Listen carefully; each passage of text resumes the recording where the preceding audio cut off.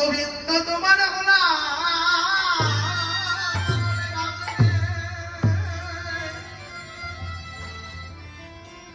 আমি তার হব সে আমার হবে আমি ভক্তের নয়ন জল সইতে আমি সব সইতে পারি